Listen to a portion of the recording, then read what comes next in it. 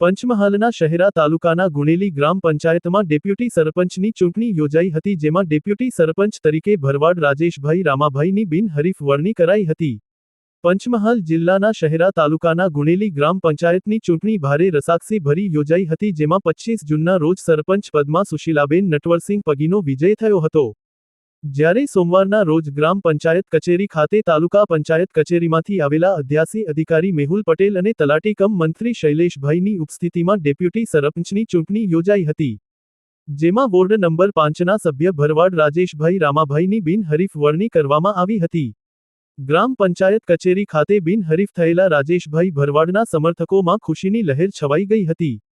Deputy સરપંચના પદ પર બિનહરીફ થયેલ રાજેશભાઈ ભરવાડને સરપંચ સુશીલાબેન તેમજ ગામના અગ્રણી નટુભાઈ પગી અને તેમના સમર્થકો દ્વારા ફૂલહાર પહેરાવીને મોં મીઠું કરાવીને અભિનંદન પાઠવ્યા હતા। જોકે બિનહરીફ થયેલા રાજેશ ભરવાડે ગામનો વિકાસ કરવા સાથે ગ્રામજનોની સમસ્યાને દૂર કરવાની ખાતરી આપવા સાથે તેમના મતદારોનો વિશ્વાસ કાયમ રહેશે તેમજ મતદારોનો આભાર માન્યો હતો। ગામ પંચાયત કચેરી ખાતે ડેપ્યુટી સરપંચની ચૂંટણી શાંતિપૂર્ણ માહોલમાં પૂર્ણ થઈ હતી। રિપોર્ટર પ્રિતેશ દરજી, પંચમહાલ।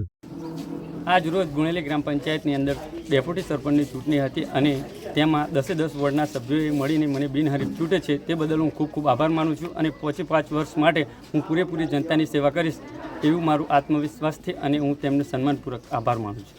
આપનું નામ? ભરવાડ રાજેશભાઈ રામાભાઈ।